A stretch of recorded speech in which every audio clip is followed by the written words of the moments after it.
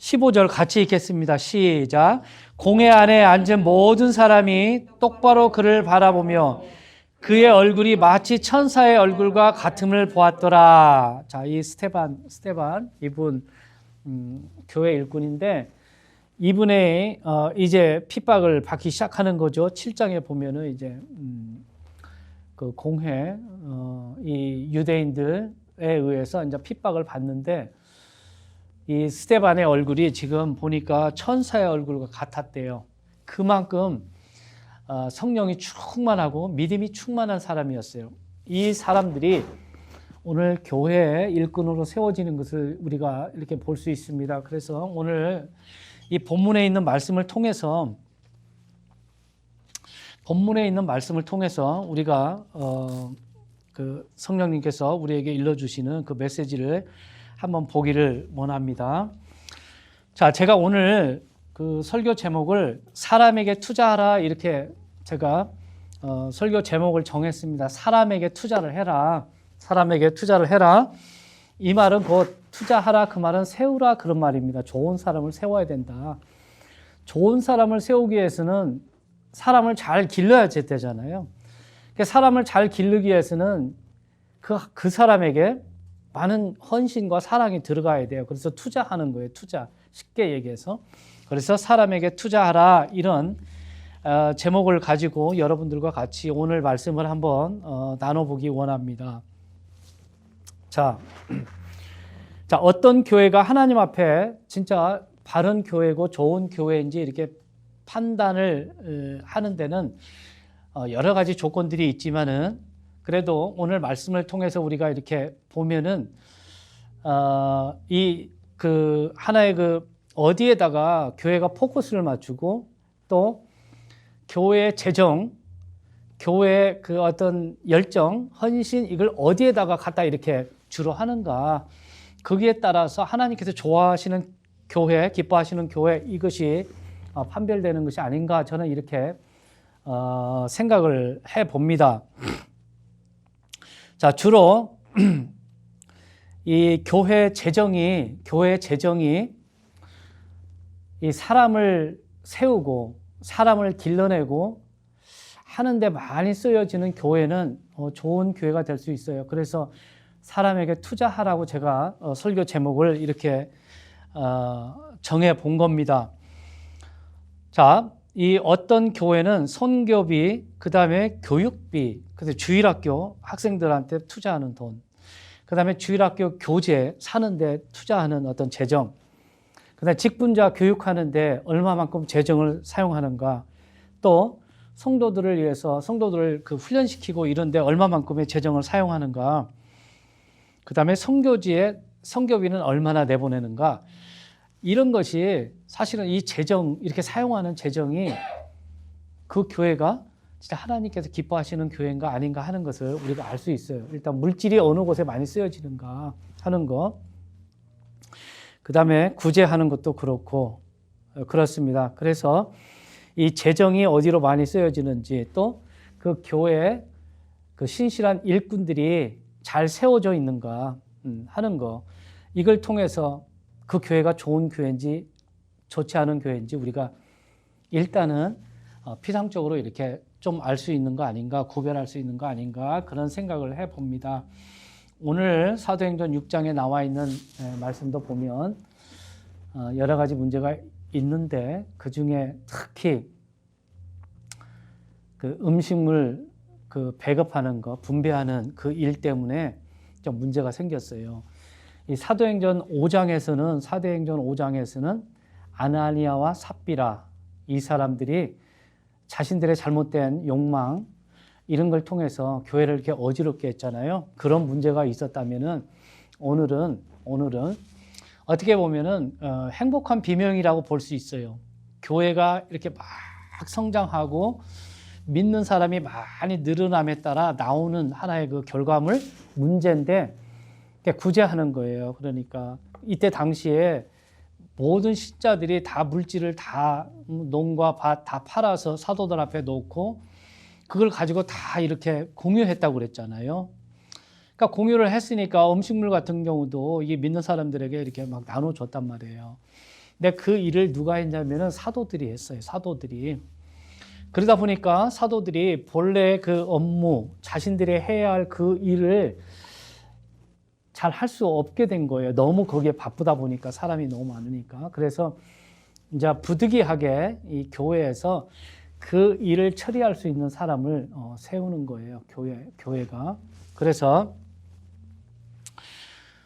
자, 이 본문에 의하면은 이 7명의 일꾼을 세우는데, 이 사람들을 그냥 막 이렇게 뭐 있는 사람들 무작위로 이렇게 막 세우는 게 아니고 조건이 있잖아요. 조건. 그게 어떤 거냐면 정직하다는 평판이 있고, 평판이에요. 모든 사람들에게 저 사람 참 신실하다, 정직하다, 믿음이 좋다, 그 얘기입니다. 믿음이 좋고, 그 다음에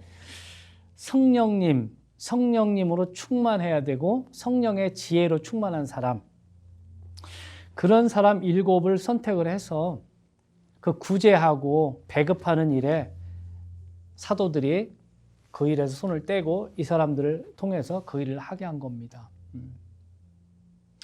자, 그러면은 이 7명의 사람들을 이 성도들에게 가서 찾아오라 그런 거잖아요. 찾아내라, 7명을. 그래서 세우라 그랬는데, 만일 이 교회가 이런 사람들을 미리 사전에 준비하지 않았다면 아무나 막 세울 거 아니에요? 그렇죠? 나이 많이 먹은 사람 세우자.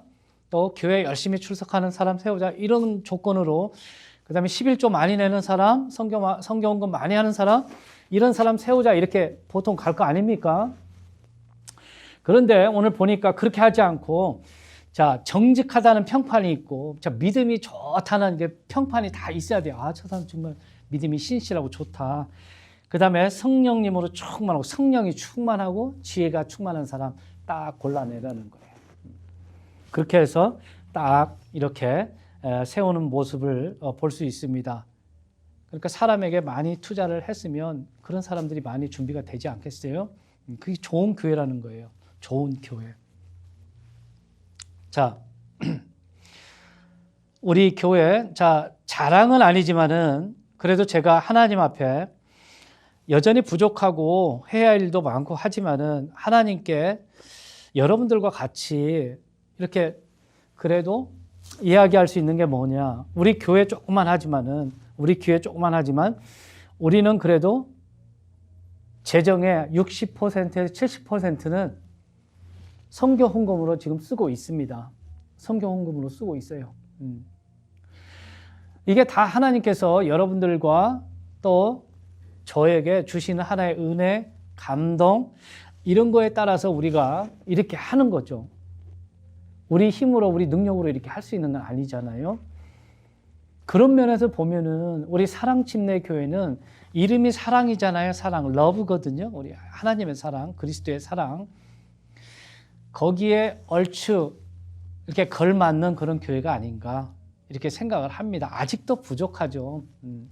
아직도 부족하지만 그래도 많은 재정의 많은 부분을 선교 헌금으로 쓰고 있어요. 다른 데 나가는 거 없어요. 우리 여기 유틸리티 여기 사용하는 거 이거 500불이에요. 한 달에 500불.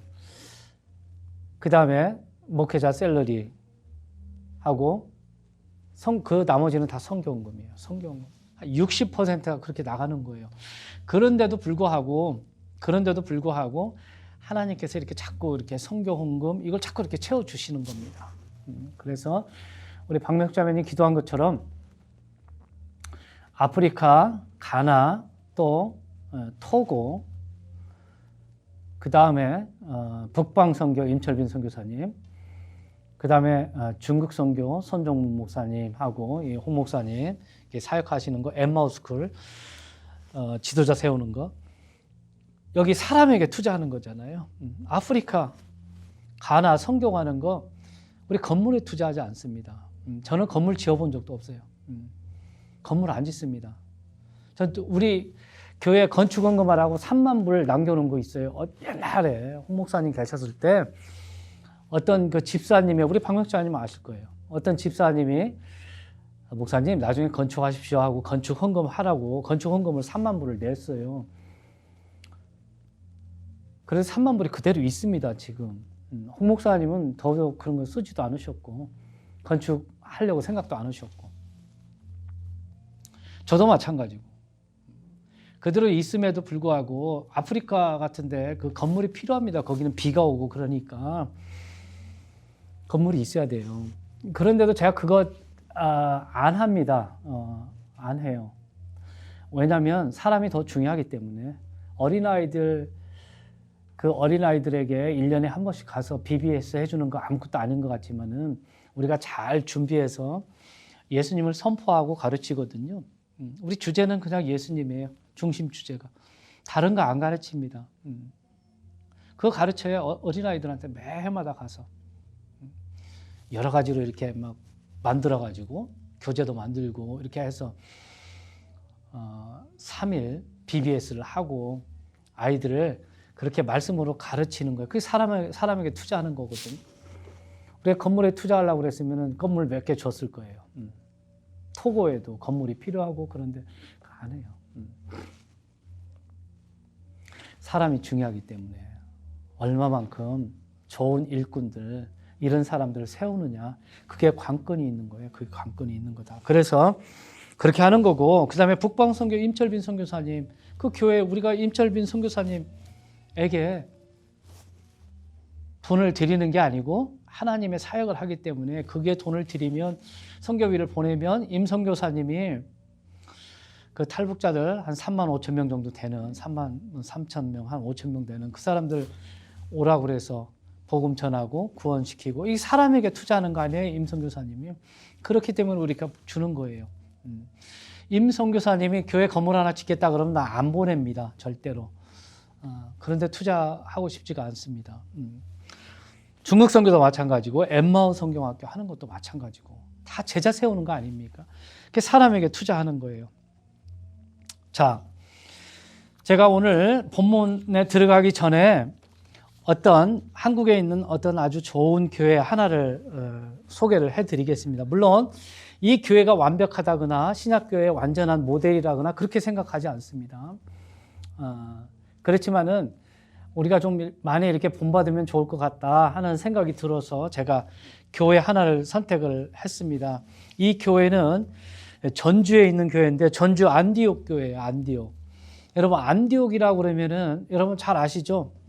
사도 바울하고 바나바가 선교 여행 떠났던 곳, 그게 선교사로 이렇게 안수했던 곳이 바로 안디옥이잖아요. 안디옥.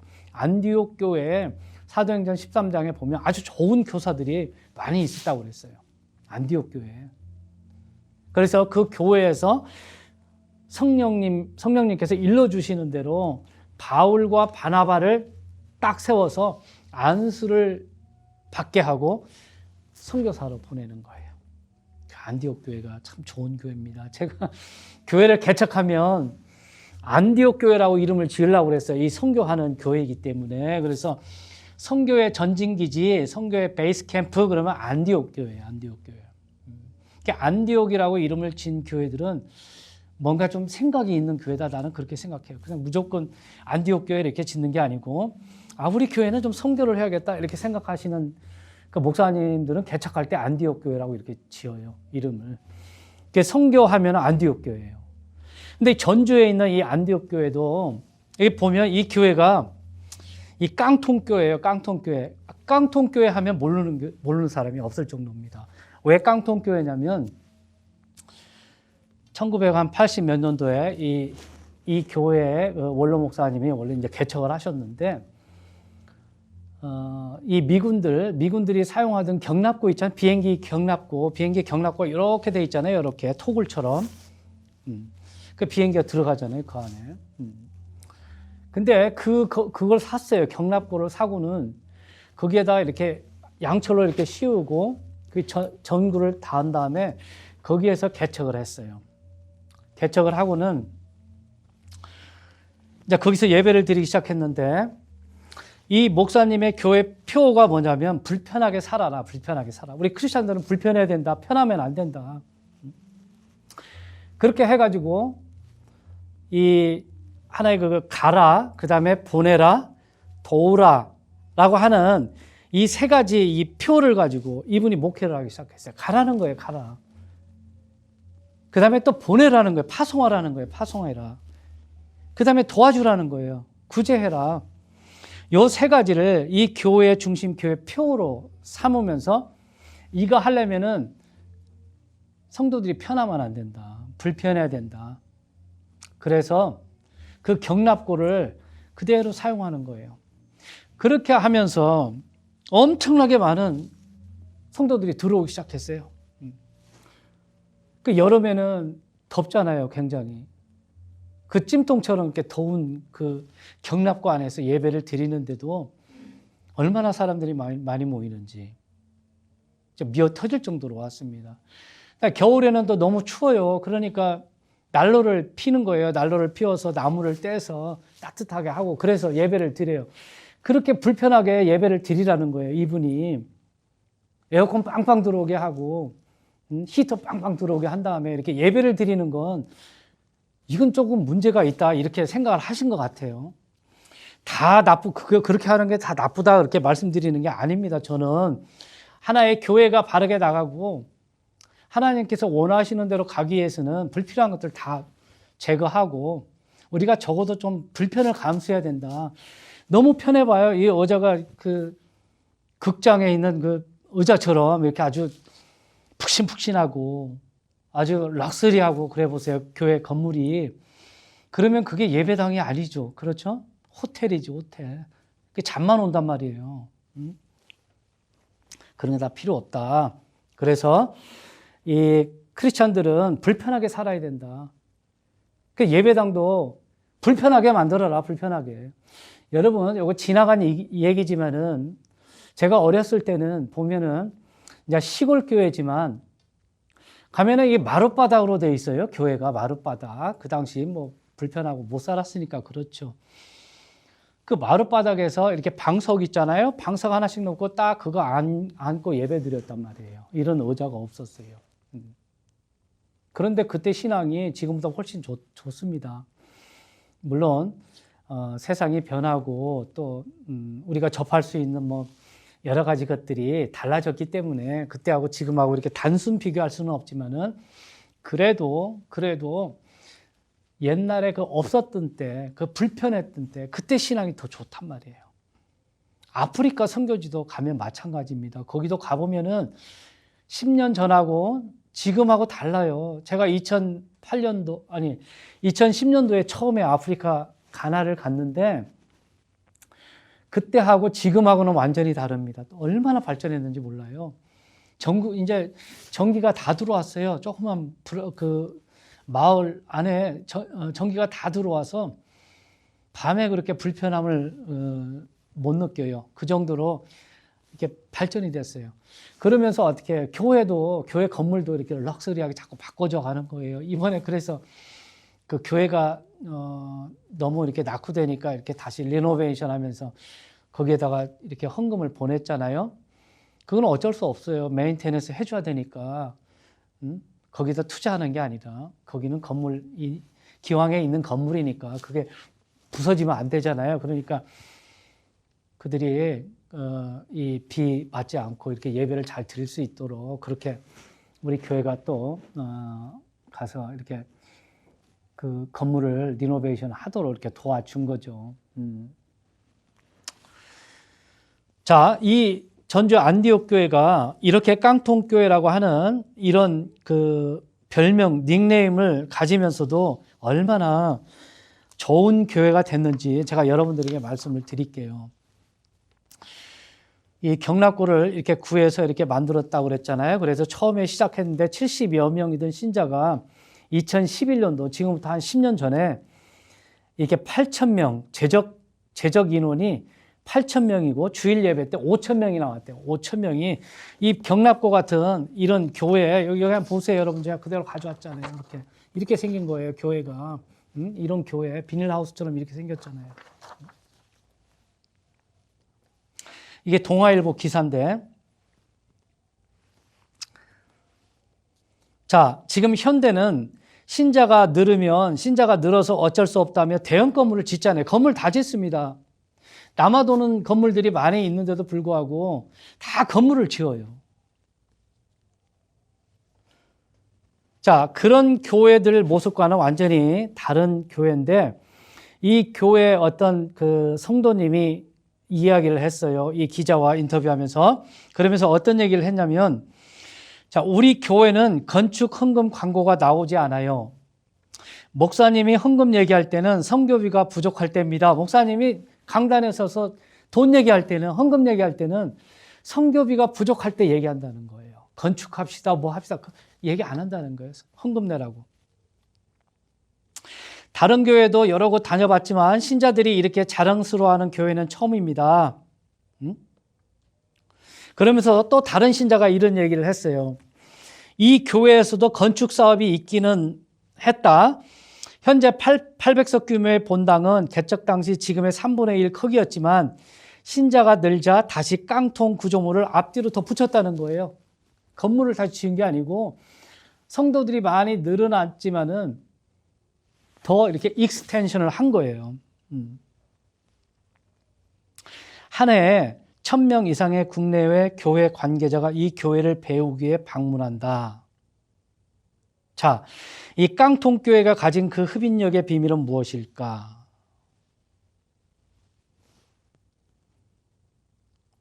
자, 초대 이 개척을 하셨던 이 이동휘 목사라고 하는 목사님은 지금은 이제 선교 목사님이고 모르겠네요. 지금 그분이 소천하셨는지 잘 모르겠는데 이거 2011년도 그 하나의 그 기사이기 때문에 제가 확인은 안 해봤어요. 근데 이 목사님이 내걸었던 교회 표어가 불편하게 삽시다. 불편하게 삽시다. 우리 크리스찬들. 이것이 지금까지 이어져 오고 있는 우리 교회 정신이라는 거예요. 자, 성경에 따르면 여리고의 세리로 사람들의 손가락질을 받던 삭개오가 재산의 반을 잘라서 가난한 자와 나누잖아요. 그렇죠? 삭개오가 예수님을 만난 다음에 자신이 불의하게 착복한 거 다 내가 그 가난한 사람들에게 나눠주겠습니다. 이렇게 얘기하지 않습니까? 교회가 선교와 이웃을 위해 나누는 것은 자랑할 일이 아니라 너무나 당연한 거죠. 교회가 가난해져야 사회가 부유해집니다. 교회가 가난해야 된다는 거예요. 부자가 되면 안 돼요. 교회가 부자가 될 이유가 없잖아요. 교회가 무슨 회사입니까? 아니잖아요. 영리를 추구하는 회사가 아니기 때문에 교회는 부자가 되면 안 되는 거예요. 가난해야 돼요. 이 교회는 매년 전체 예산의 60%, 많을 때는 70% 가까운 비용을 선교와 사회 구제비로 지출하고 있다는 거예요.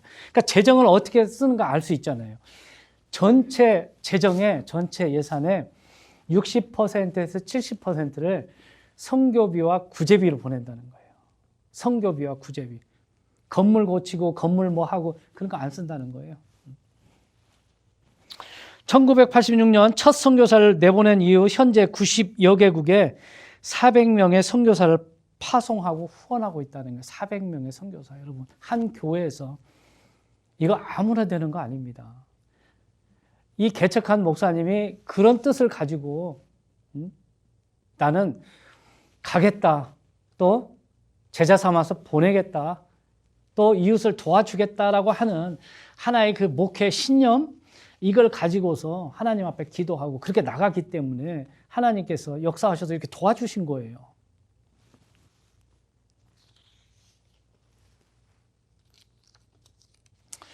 자, 이렇게 60%, 70%이 재정을 사용하면서도 시설 투자와 신자들의 편의를 위한 투자에는 인색하기 짝이 없다는 거예요. 돈을 안 쓴다는 거예요. 자, 최근 사회적 문제가 되고 있는 호화 건축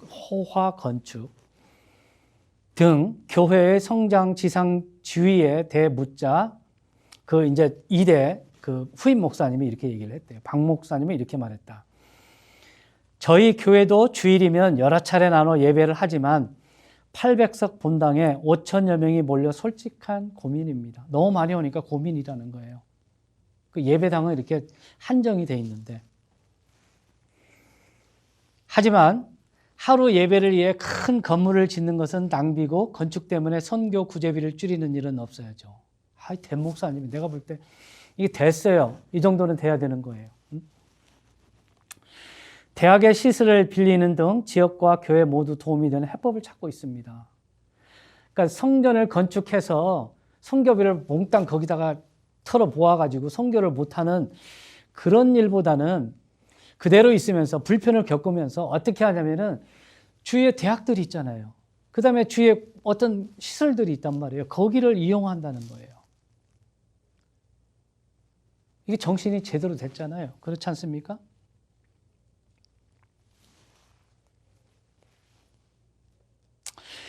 신자들이 자랑하는 교회, 불편해도 더 찾는 교회, 불편해도 더 많이 온다는 거예요. 더. 하나님께서 보내주시는가 그러는 거예요. 이 깡통교회의 비밀은 외양의 호화로움이 아니라 앞장서 실천하는 가난의 사랑이다. 교회가 가난하고 그걸 통해서 다른 사람들에게 사랑을 베푸는 거예요. 여러분, 우리 교회 사랑침례교회예요. 우리는 러브입니다. 러브. 체리티가 아닙니다. 그렇잖아요. 체리티하고 러브는 좀 다른 거죠. 그 이제 구제예요. 구제. 체리티라고 하는 건 구제예요. 이렇게 구제, 섬김 주는 거고, 우리 사랑침례교회는 그냥 러브, 하나님의 사랑, 예수님의 사랑, 십자가에서 죽으신, 그래서 자기 몸을 교회를 위해서 바친 그 사랑, 그거예요. 희생 사랑. 그게 바로 뭘로 이어져요? 선교로 가는 거예요. 여러분, 요한계시록 2장에 보면, 2장 3장에 보면 아시아의 7교회 나오잖아요. 거기에 필라델피아 교회가 있어요. 이 필라델피아라는 말이 헬라어로 형제 사랑이라는 말이에요. 형제 사랑. 이 필라라는 말이 사랑이잖아요. 필로. 헬라어로 사랑이고, 델피아, 이게 아델포스, 이게 형제거든요. 이게 형제 사랑. 이 교회가 필라델피아 교회인데, 여러분 보세요. 지금 필라델피아 있잖아요. 도시. 거기가 바로 형제 사랑 도시예요. 그런데 이 교회가 선교를 하는 교회였단 말이에요. 선교 교회예요. 사랑이니까 사랑. 우리 사랑침례교회니까 예수님의 사랑을 전하는 교회 아니에요? 그러니까 사랑을 해야 되는 거예요. 선교를 해야 되는 거예요. 그래도 조금 우리가 이 교회에 비해서는 턱없이 부족하고 내놓을 만한 그런 자랑거리는 없지만은 그래도 자부심이 있는 건 이 교회를 개척한 우리 홍 목사님 때부터 시작해서 지금까지 우리가 아프리카 선교, 가나, 토고, 중국, 북방 이거 한 번도 그러지 않았어요.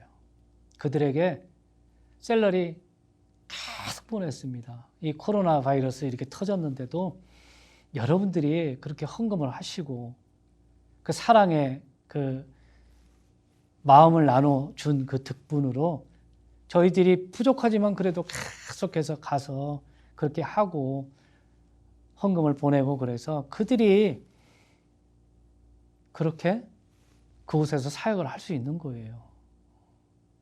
이게 다 하나님께서 우리를 도와주셔서 이렇게 된 거다 하는 거고, 그 다음에 저도 홍 목사님한테 배워서 선교를 하게 된 겁니다. 제가 선교를 뭘 알았겠습니까? 그게 바로 제자 만든 거예요. 제자. 일꾼 세우는 거예요. 일꾼. 그래서 내가 여러분들에게 자꾸 아프리카 갑시다. 아프리카 선교 갑시다. 그렇게 얘기하는 이유가 바로 그거예요. 가봐야 알거든요. 여러분 안 가면 몰라. 아무리 내가 여기다 파워포인트 갖다 세워다 놓고 아프리카 선교 우리 이렇게 시작했습니다. 몇 년도에 건물 지었습니다. 이거 필요 없어요. 하나의 지식적으로 알아두는 거지, 참고적으로 알아두는 거지, 인포메이션 갖는 거지. 그렇게 해가지고는 여러분들이 제자가 되는 게 아니에요.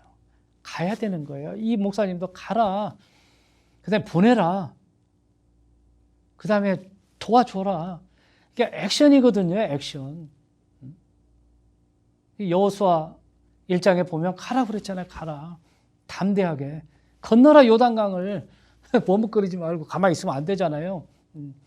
그런 것처럼 우리가 어떤 새로운 것을 얻기 위해서는, 어떤 하나님의 꿈을 이루기 위해서는 우리 액션이 필요한 거예요, 액션.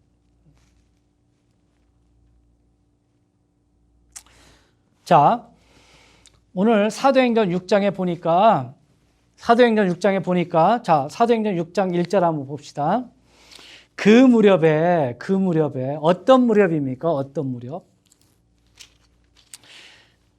사도행전 5장에 있는 말씀을 읽는 거잖아요. 아나니아와 삽비라 그 사건이 일어난 다음에 12절부터 한번 보세요. 어떤 일이 있었는가. 이 아나니아와 삽비라라고 하는 이 사람들을 하나님께서 교회에서 딱 심판을 하시니까, 제거를 하시니까 어떤 일이 일어났냐면 12절 한번 보세요. 사도행전 5장 12절. 사도들의 손을 통하여 백성 가운데 많은 표적들과 이적들이 일어나며 그들이 다 한마음이 됐다는 거예요. 한마음이 되어 솔로몬의 주랑에 있었고 나머지 사람들 중에서는 감히 그들에게 연합하는 사람이 없었으나 백성은 그들을 칭송하더라. 믿는 사람들이 주께 더 많이 더해지니 더 많이 더해졌다는 거예요. 이때까지만 해도 한 8천여 명, 베드로가 두 번째 설교했을 때 남자만 5천 명 돌아왔으니까 한 8천 명, 여자까지 하면 10,000명이 넘었겠죠. 그런데 14절에 보니까 믿는 사람들이 주께 또 더 많이 더해지니 곧 남자와 여자의 큰 무리더라. 남자와 여자가 또 더 많이 들어온 거예요. 교회에 뭐가 없어지니까? 악이 제거가 되니까, 교회가 거룩해지니까 하나님께서 이 사도들의 손을 통해서 성령님의 어떤 능력이 또 막 드러나기 시작하는 거예요. 그러니까 뭐가? 믿는 사람들이 더해진 거예요. 그러니까 얼마나 되겠습니까? 더 엄청나게 많아졌죠.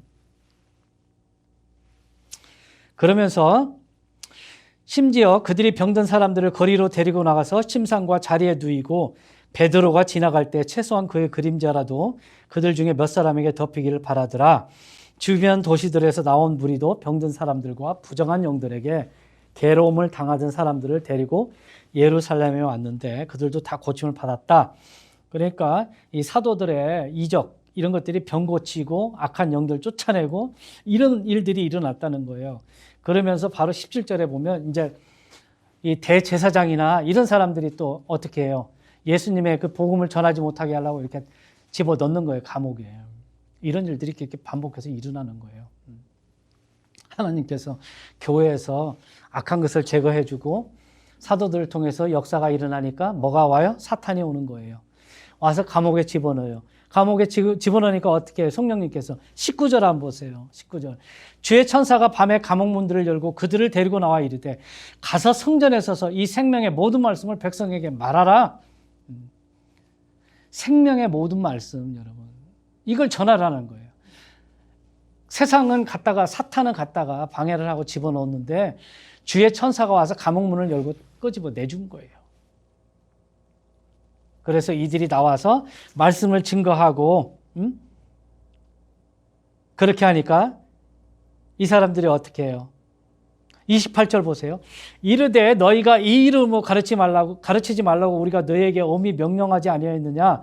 그런데 보라 너희가 너희 교리를 예루살렘에 가득하게 하였으며 또한 이 사람의 피를 우리에게 돌리고자 하는도다 하니라. 그러니까 예수님의 피를 돌린다는 거예요. 자기네들이 예수님의 피값을 그대로 받는다고 그랬거든요. 자기들이 예수님을 십자가에 못 박고. 그러니까 예수님의 이름을 가지고 가르치고 하니까 찔린 거예요. 이 대제사장, 사두개인들, 이런 사람들이. 유대인들이. 그러니까 베드로가 얘기를 하는 거죠. 29절. 이에 베드로와 다른 사도들이 응답하여 이르되 우리가 사람들보다 하나님께 순종하는 것이 마땅하니라. 너희가 나무 위에 매달아 죽인 예수님을 우리 조상들의 하나님께서 일으키시고 이스라엘에게 회개와 제들의 용서를 주시려고 하나님께서 자신의 오른손으로 그분을 높이사 통치자와 구원자가 되게 하셨느니라. 우리는 이 일들에 대해 그분의 웨티니스다, 증인이요. 하나님께서 자신에게 순종하는 자들에게 주신 성령님도 웨티니스라는 거예요. 예수님의 웨티니스. 성령님도 그러하니라 하더라. 그러니까 어떻게 해요? 이 사도들이 이 증인으로서의 삶을 살 때 성령님께서 같이 증언해 주시는 거예요. 도와주시는 거예요. 교회가 그렇게 나가야 되는 거예요. 그러니까 우리는 다 증인이 돼야 돼. 예수님의 증인. 이게 교회의 사명인 거예요. 사명. 교회가 다 뭘 전할 거예요. 가서 세상에 가서 이상한 거 전하지 말고 예수님의 죽으심, 부활하심, 이거 가서 선포해야 될 거 아니에요. 교회 주 사명이고 목회자의 주 사명이다. 성령님도 그러하니라 하더라. 자, 이렇게 딱 외치니까 가말레엘이라고 하는 사람, 율법 박사고 사도 바울의 선생님이죠. 이 사람이 말리는 거예요, 유대인들. 저 사람들 가만히 놔두라. 너희들 큰일 난다. 저 사람들 하는 일 이게 대적하고 막았다가 많은 사람이 죽었다.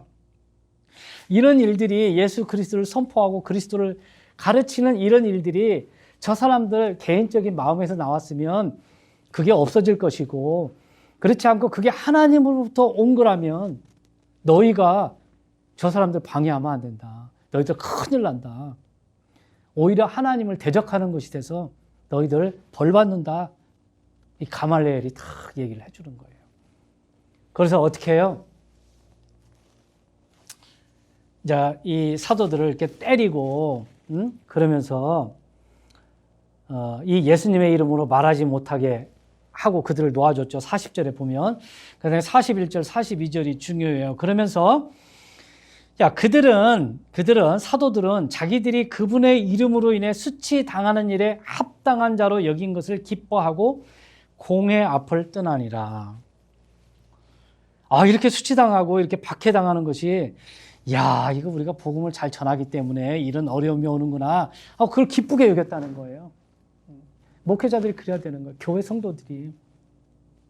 그러면서 그들이 날마다 에브리데이 날마다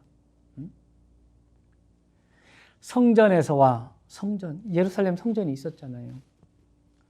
모든 집에서, 모든 가정에서 예수 그리스도를 가르치고 선포하는 것을 그치지 않았다는 거예요. 계속해서 에브리데이. 그러면서 6장으로 쫙 넘어오는 거예요. 그 무렵에 바로 그거예요. 이렇게 하고 있는 무렵에 제자들의 수가 크게 늘어났는데, 여러분, 교회가 성장하는 건 바로 이런 거예요. 박해가 올 때 그걸 받아들이고 피하지 말고 받아들이고, 예수 그리스도의 복음, 하나님의 말씀, 이걸 매일매일 가르치는 것을 거치면 안 되는 거예요. 그 일을 계속 했더니 제자들의 수가 크게 늘어났다는 거예요. 이게 바로 교회 성장의 원리입니다. 다른 데 없어요. 건물 짓는다고 성장합니까? 성장하죠. 숫자는 늘어납니다. 이 한인타운, 이게 그 스완이나 이 둘루스, 이게 목 좋은데, 로케이션 좋은데 갔다가 딱 5, 600만 불짜리 딱 하나, 교회 하나 지어보세요. 저요? 한 1000명, 2000명 되는 담임 목사 될 겁니다. 정말이에요. 로케이션 좋아야 돼요. 갔다가 해보세요. 퍼실리티가 좋잖아요. 일단 주일학교 딱 멋있게 딱 해놓고 말이죠. 그 무렵에 제자들의 수가 크게 늘어났는데, 그리스말 하는 사람들이, 그리스말, 그 유대인들 중에 그리스말 헬라어를 하는 사람들이 자기들의 과부들이 날마다 주는 배급에서 빠짐으로 히브리 사람들에게 불평을 터뜨렸다는 거예요. 여러분, 여기 이때 당시만 해도 많은 학자들이 이 예루살렘에 믿는 사람들이 2만 명에서 2만 5천 명이 됐다고 그래요. 2만 명에서 2만 5천 명. 예루살렘 도시가 뭐 그렇게 큰 도시가 아니지 않습니까? 여러분들 사진을 보면 알잖아요. 거기에 믿는 사람이 2만 명에서 2만 5천 명이래요. 자, 2만에서 2만 5천 명이 그 예루살렘 성전에 다 들어갑니까? 가서 예배 드릴 수 있어요? 주일날 다 못 드려요. 그럼에도 불구하고 이들이, 자, 이 예배를 다 못 드리고 그렇게 그 많은 사람들이 있었는데, 그러는 과정에 문제가 벌어진 거예요. 문제가 벌어진 거예요. 자, 여러분, 이때 교회는 가정교회예요. 가정교회. 어떤 뭐 건물이 딱 있어가지고 그 각 뭐 교회, 예루살렘 교회 그 하나 뭐 건물 크게 지어가지고 거기서 2만 명이 들어와서 예배드리고 그런 게 아닙니다. 그러니까 매일매일 성전에서와 모든 집에서 예수 그리스도를 가르쳤다고 그랬잖아요. 가정교회란 말이에요. 가정에서 가르치고 예배하고 그랬어요. 예루살렘 성전에 와서 예배 드리는 사람도 있었겠지만은, 그러다 보니까 다 공동으로 소유하고 공동으로 나누고 그랬다고 그랬잖아요. 그러니까 2만 명에서 2만 5천 명을 이 사도들이 어떻게 그걸 다 감당을 합니까? 감당을 못 하는 거죠. 감당을 못 해요. 그러는 가운데 이 그 헬라어 말하는 이 사람들이 자기들의 과부들, 과부들이 음식 배급받는데 굉장히 그 홀대 받았어요. 좀 그런 일이 있었던 것 같아요. 사람이 많으니까 교회 안에서 그런 일이 일어날 수 있죠. 그러니까 이걸 컴플레인을 한 거예요. 교회에 문제가 생긴 거예요, 사실. 또 문제가 또 생긴 겁니다. 그러니까 어떻게 2절에 보니까 이에 12사도가 제자들의 무리를 자기들에게 불러 이르되 우리가 하나님의 말씀을 버려두고 상을 섬기는 것은 합당치 아니하다는 거예요. 사도들이 우리가 하나님의 말씀을 가르치고 이렇게 해야 되는데 너무 이 일에 빠지다 보니까 우리가 이 일을 못하겠다. 그러니까 어떻게 하냐면은 너희는 너희 가운데서 정직하다는 평판이 있고 성령님과 지혜가 충만한 사람 7을 찾아내라는 거예요. 그들에게 찾으라고 그런 거예요. 그러니까 찾으려면 어떻게 해요? 평판이 있어야 되잖아요. 레피테이션이 좋은 사람을 찾아낼 거 아니에요. 적어도 저 사람은 믿음이 좋다. 그러니까 저 사람은 괜찮겠다. 이렇게 골랐을 거 아닙니까? 그 많은 사람들 중에서. 그런데 이 7명이라고 하는 사람들이 그냥 생겼겠습니까, 여러분들? 그냥 생겼겠어요? 여기 보세요. 42절에 그들이 달마다 성전에서와 모든 집에서 예수 그리스도를 가르치고 선포하는 것을 그치지 아니하더라. 그런 거 보고 알 수 있는 거예요. 그러니까 이런 일들이 일어날 수 있어요. 우리 교회에도 갑자기 성도들이 불어나서 말이죠. 100명, 200명 딱 되면은 아무나 집사 세우고 아무나 일꾼 세우고 그럴 겁니까?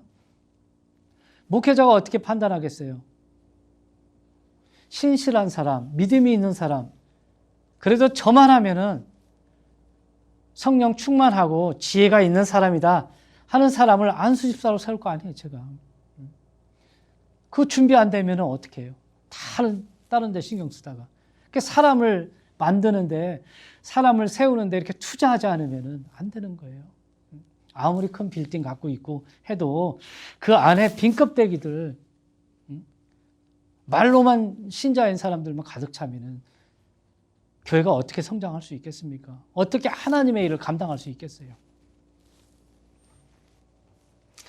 우리가 하나님의 말씀을 버려두고 상을 섬기는 것은 합당치 아니하니 그러므로 형제들아 너희는 너희 가운데서 정직하다는 평판이 있고 성령님과 지혜가 충만한 사람 7을 찾아내라. 정직해야 돼요, 사람이. 복음 앞에서, 하나님 앞에서 신실해야 되는 거예요, 신실. 이 아나니아와 삽비라처럼 겉으로 자신들 잘 보이기 위해서 땅을 팔아서 내놓고 이런 사람들이 만약에 이 집사로 이렇게 피택이 된다 한번 생각해 보십시오. 어떻게 일을 하겠어요? 자기들의 명성을 높이기 위해서 일들을 할 거 아니에요? 이 배급하는 일에도 자기들의 그 견해대로 누가 나를 좋아하는지 봐가지고 그 사람들한테 많이 갖다 주고 이럴 거 아니에요, 이럴 거 아니에요. 이거 안 되는 거죠, 그러니까.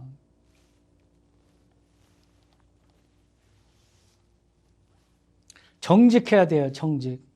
하나님은 그런 사람을 좋아한다. 정직한 사람의 믿음이 좋은 거예요. 그런 평판이 모든 사람들에게 레피테이션이 있어야 되는 거예요, 있어야 돼요. 그 다음에 성령이 충만해야 돼. 알 수 있어요, 성령 충만한지, 지혜 충만한지. 성령 충만, 지혜 충만은 뭘로 오겠습니까, 여러분들? 뭘로 오겠어요? 말씀과 기도 외에는 없어요. 말씀과 기도, 그러니까 하나님의 말씀에 따라서 순종하면서 사는 거, 요 3가지 여기밖에 없어요. 성령 충만, 지혜 충만이 뭘로 와요, 여러분? 그냥 주어지는 게 아니에요. 그러니까 여러분들에게 말씀 많이 읽으라고 제가 후차 얘기하는 거예요. 그 지혜가 오니까, 하나님의 지혜. 예수 그리스도 안에 세상의 모든, 하늘의 모든 보화와 지식이 가득 차게 있다는 거예요. 그 안에 모든 값진 보물들이 다 들어있어요. 그게 말씀으로 들어가 있잖아요. 미영자매님, 우리 미영자매님 있을 때 우리 말씀 읽기 시작했죠? 그렇죠? 여기 있었을 때 우리 성경 이 말씀 우리 읽읍시다 해서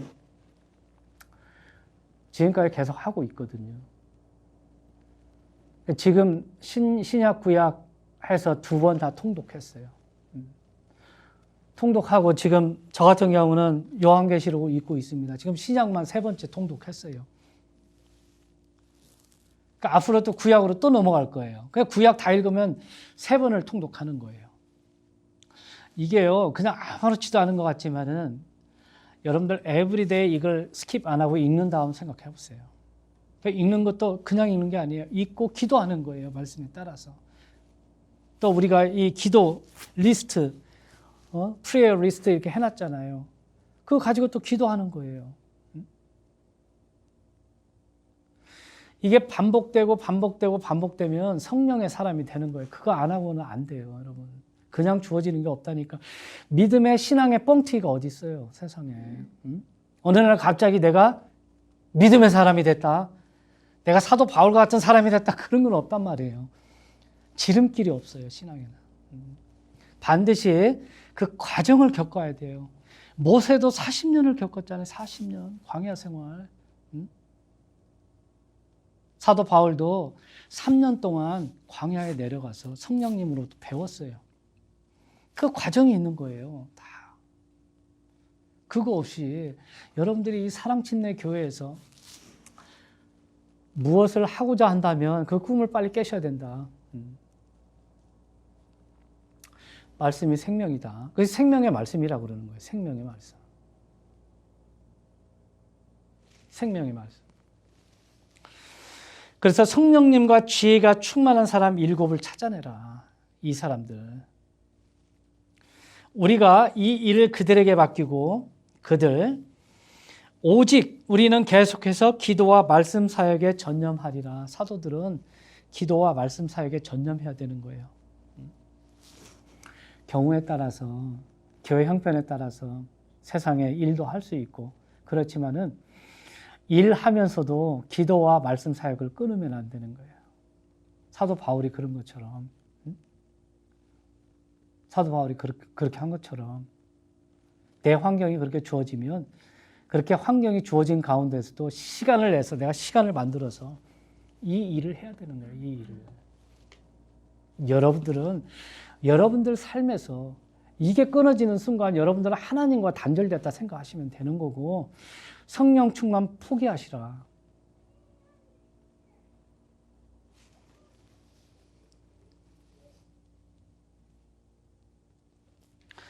자, 오직 우리는 계속해서 기도와 말씀 사역에 전념하리라 하니라.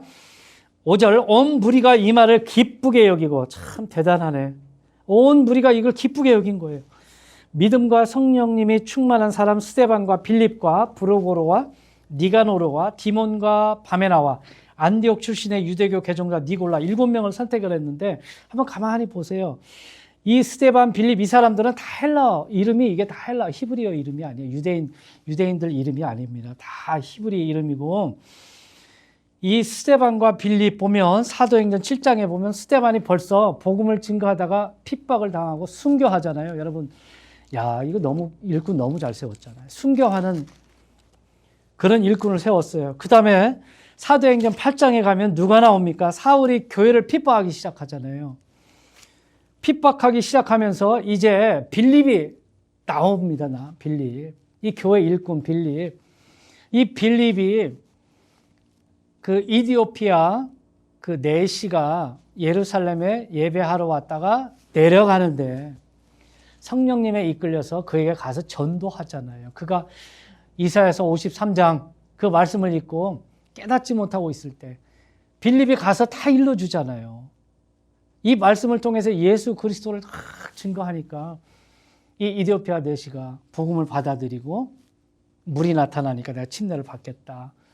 그러니까 빌립이 당신이 진심으로 마음으로 믿으면 받을 수 있다. 그러니까 내가 예수 그리스도는 하나님의 아들이신 걸 내가 믿습니다 하고 내려가서 침례를 받습니다. 자, 증인이 돼야 돼요. 일꾼은 아무나 세우는 거 아니다.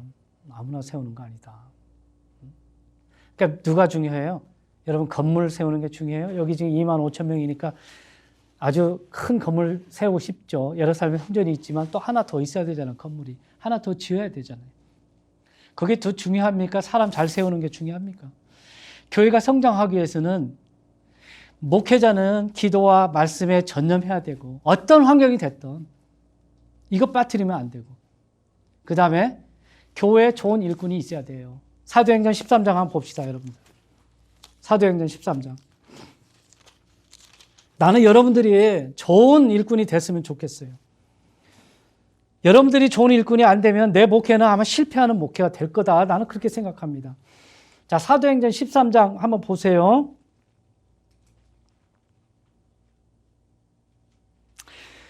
제가 읽어볼게요. 사도행전 13장 보면 이제 안디옥에, 자, 안디옥 교회죠. 안디옥에 있던 교회에 어떤 대언자들과 교사들이 있었으니, 대언자들과 교사들이 있었다는 거예요.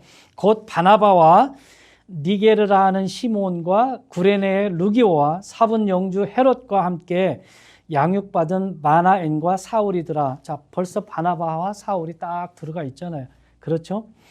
그들이 주를 섬기며 금식할 때 성령님께서 이르시되 내가 바나바와 사울을 불러서 시킬 일을 위해 그들을 내게로 구별해라. 안수하라는 거예요. 기름을 부으라는 거예요. 하시니 그들이 금식하며 기도하고 그들에게 안수한 뒤 그들을 보내리라.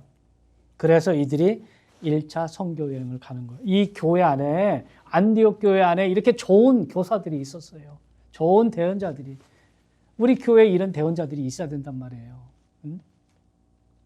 성도들이 많이 들어오면 많이 들어올수록 사람 세우는 일에 헌신해야 된다. 좋은 사람 세워야 돼요.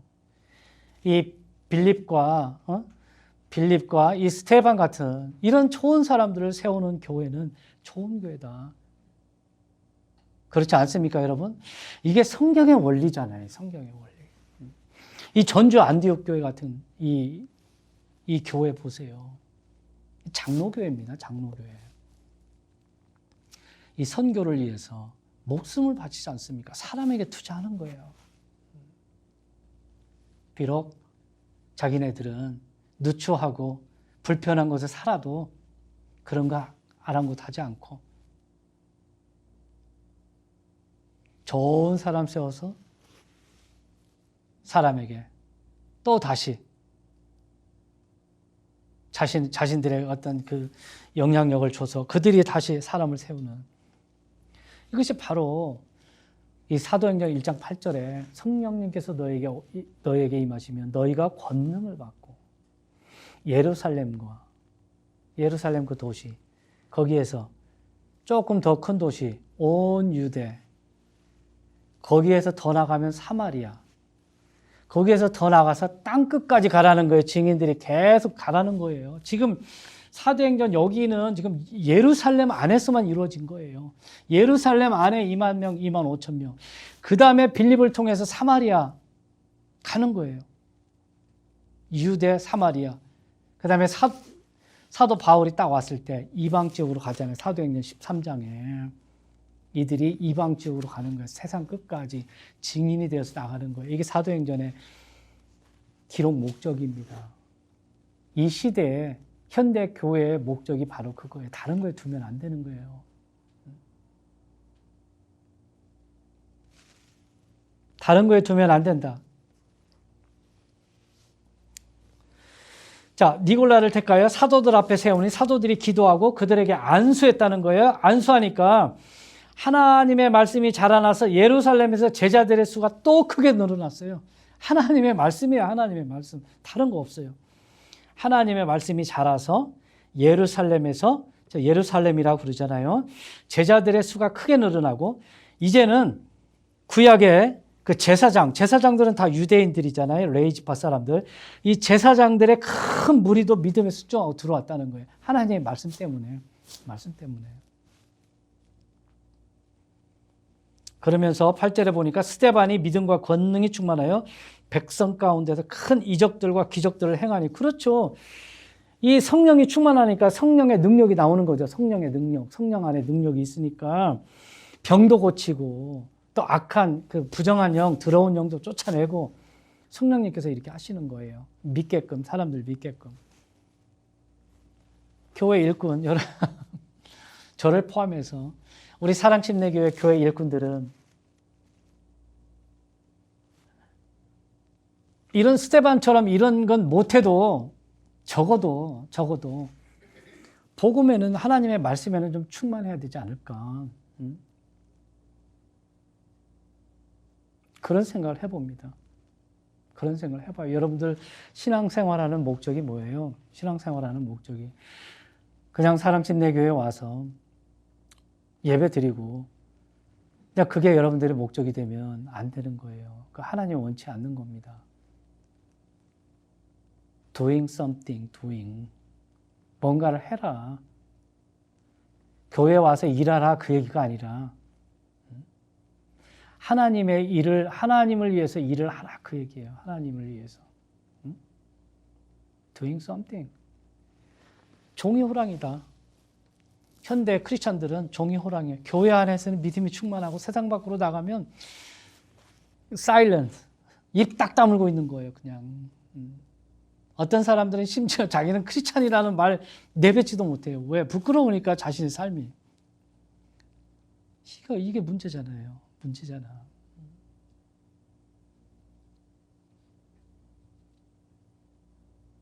교회는 세상으로 나가야 되는데 나가서 하나님의 말씀을 증거를 해야 되는데 그 일을 못하고 있다. 그래서 예수님께서 마지막 때 예수님이 다시 오실 때 이 세상에서 믿음을 보겠느냐 아마 교회 다 없어질 거예요.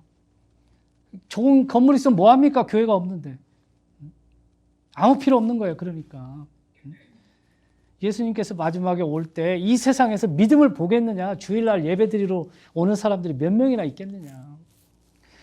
지금 말이죠. 지금 대학생들 그 전에 초등학교 때, 중학교 때 엄마 아빠 따라서 이렇게 교회 다니다가 대학교만 되면 다 안 다니는 거예요. 다 안 다녀. 이게 문제가 있잖아요. 이거.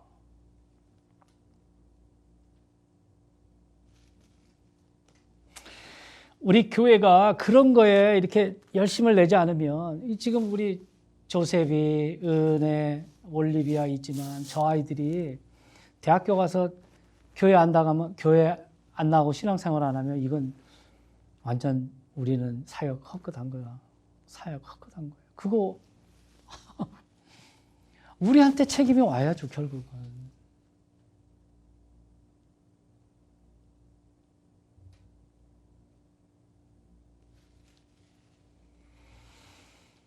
사도행전 6장에 그렇게 제자들이 많이 들어오고 사람들이 늘어나는데 이 교회는 예루살렘 교회, 여기 사도들은 사람 세우는데 사람에게 투자하는데 애를 썼다. 근데 무엇으로? 날마다 각 집에서 성전에서 말씀 가르치는 거, 예수 그리스도 선포하는 거 이거에 투자했더니 좋은 사람이 세워지더라. 7 집사.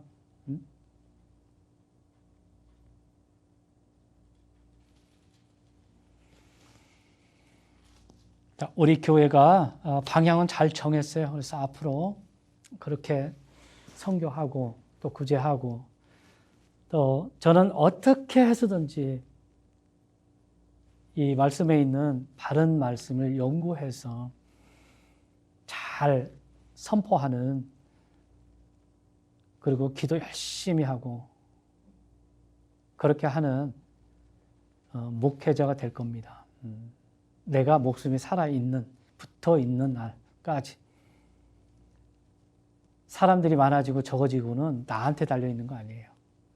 많은 목사님들이 성도들이 많이 들어오면 자기의 능력으로 생각해요. 아, 내가 설교 잘하니까, 잘 가르치니까 이러는구나. 자기 능력으로 생각해요. 하나님의 축복으로 생각해요. 그런 게 아니다. 성도들이 많이 늘어나고 안 늘어나고는 나하고 상관없는 거예요. 내가 잘 가르치고 잘해도 하나님께서 안 주시면 할 수 없는 거예요. 그걸로 나는 만족하면 돼요. 그러나 보면 믿는 사람들이 늘어나는 거예요. 믿는 사람. 그게 교회 성장이다. 교회 성장을 이상하게 생각해가지고 다른 교회 다니는 사람 많이 들어오고 그럼 교회 성장으로 생각하는 거 잘못된 교회 성장이다. 자, 오늘 제가 말씀을 마칩니다. 우리 교회 여러분들 기도 많이 하시라. 말씀 읽으시라. 적어도 10번 읽어라, 10번 이거. 10번 읽어라. 통독해라, 10번 통독해라. 그런 다음에 챕터별로 공부하시라. 기도도 많이 하시고 매일매일 기도하는 거 빠지지 말고. 그렇게 했을 때 여러분들 하나님께서 콜 하시는 거예요. 자, 한 주간 살아가면서 여러분들 그 성령님의 인도하심에 따라 기도하고 말씀 많이 읽는 그런 여러분들이 또 제가 되기를 주님의 이름으로 축원합니다. 하나님 아버지, 오늘 사도행전 6장에 나와 있는 말씀을 통해서 교회는 오직 말씀과 기도로 성장하게 되고 또 성령님께서 사람들을 보내주시고 또 그곳에서 필요한 일꾼들을 세워주셔서 교회가 하나님의 뜻을 더 많이 이루도록 그렇게 규모를 갖추게 하시는 줄 믿습니다. 우리 사랑침내 교회, 세상의 많은 교회들처럼 그렇게 세상적으로 건물 올라가고 호화롭게 하는 그런 교회가 아니라 우리 성도들의 믿음, 신앙이 내실 있게 성장하는, 그래서 많은 스테반과 이런 참 좋은 빌립과 같은 이런 일꾼들이 나와서 복음의 증인이 되는 그런 교회 되기 원합니다. 그렇게 목적을 정하고 나갑니다. 성령님 도와주시옵소서. 그런 교회가 될 수 있게 하나님 인도하여 주시옵소서. 한 주간 세상에 살 때 말씀과 기도의 충만함으로 세상을 이기고 승리하는 그런 우리의 모든 삶이 될 수 있도록 하나님 도와주시옵소서. 감사드리며 주 예수 그리스도 이름으로 기도하옵나이다. 아멘.